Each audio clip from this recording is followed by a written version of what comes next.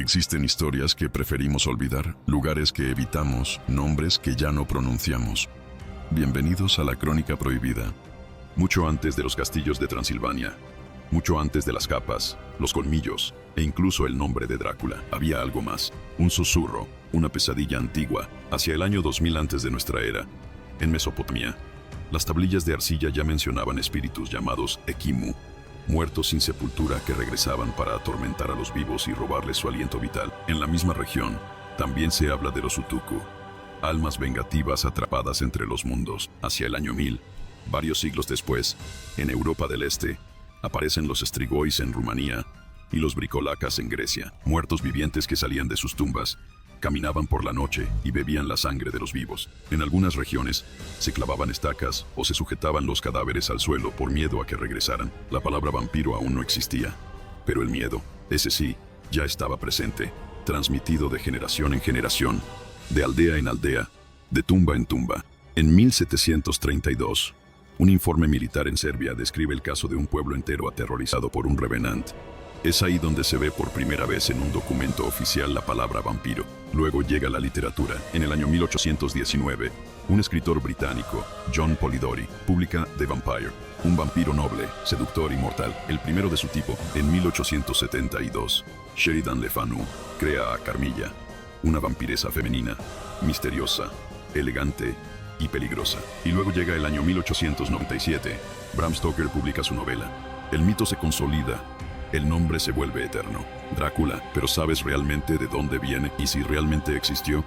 Para entender a Drácula, hay que retroceder más de 500 años, a una región remota de Europa del Este, Transilvania. Allí, en el siglo XV, gobierna un hombre, Vlad III, príncipe de Valaquia, hijo de Vlad Drácul, miembro de la Orden del Dragón, una sociedad militar cristiana creada para defender Europa contra los otomanos.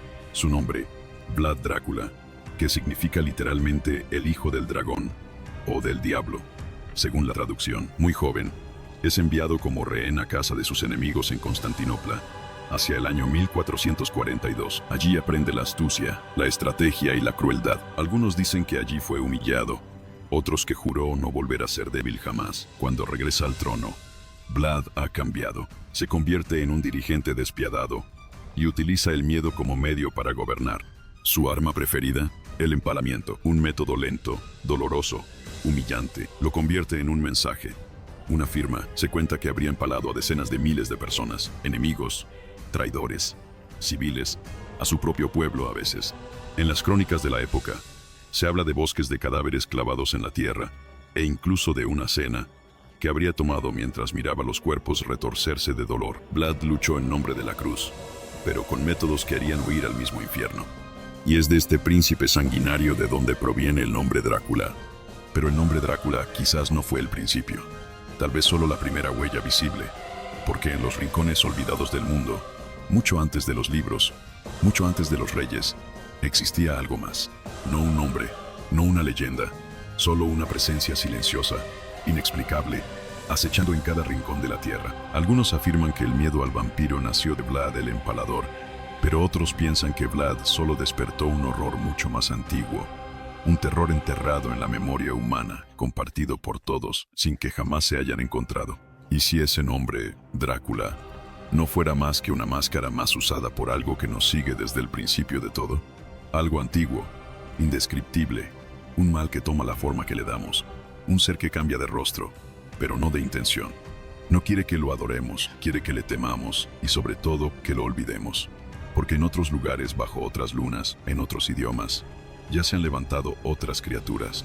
Pero una pregunta sigue siendo inexplicable y, sin embargo, muy real.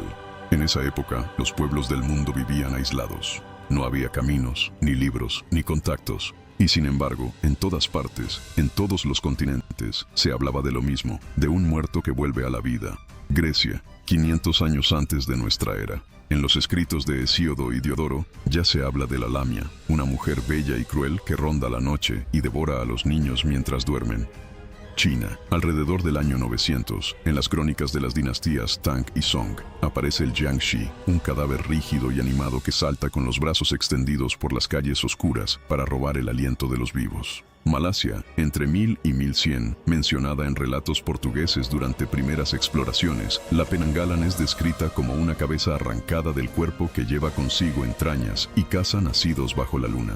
Filipinas, antes del año 500, en las leyendas orales previas a la colonización española, se habla del Manananggal, un torso desprendido que vuela solo en el cielo negro, en busca de corazones palpitantes y vientres fecundos. África Occidental. Tradición Ashanti, transmitida oralmente generación en generación. Asambosam es ser suspendido en árboles, provisto colmillos hierro, listo a balanzarse silenciosamente sobre vivos. Alemania, siglo XVII. En los textos folclóricos bávaros se menciona al Nachserer, un muerto que se devora a sí mismo en su tumba y mata a los vivos masticando su propio sudario. Ninguna de estas civilizaciones se conocía entre sí. Ninguno de estos pueblos había intercambiado una sola palabra, y sin embargo contaban la misma historia, el mismo miedo, el mismo hambre. Entonces, ¿cómo pudieron, sin haberse cruzado jamás, imaginar la misma pesadilla, la misma necesidad de sangre, el mismo muerto hambriento? ¿O acaso existía en algún lugar un ser muy real que preferimos olvidar?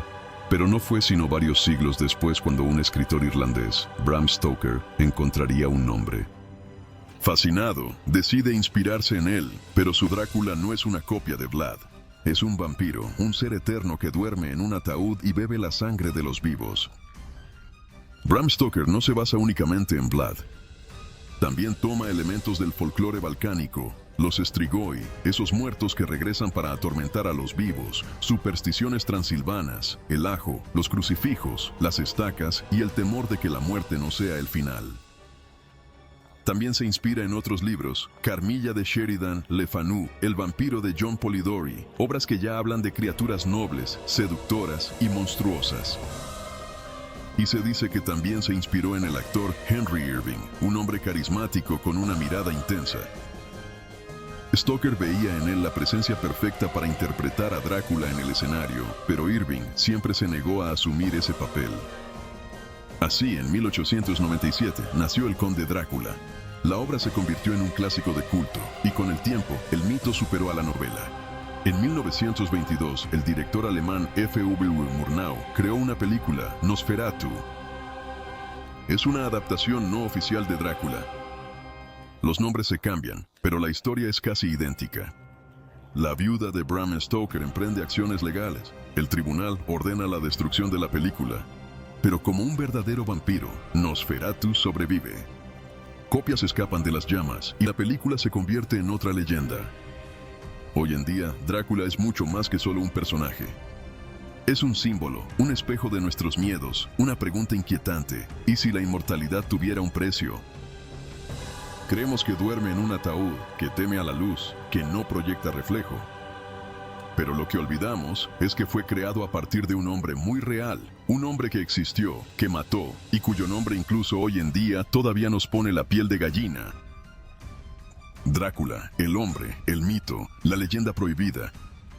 Hay historias verdaderas y otras que se parecen tanto a la realidad que no pueden ser ignoradas. Crónica prohibida.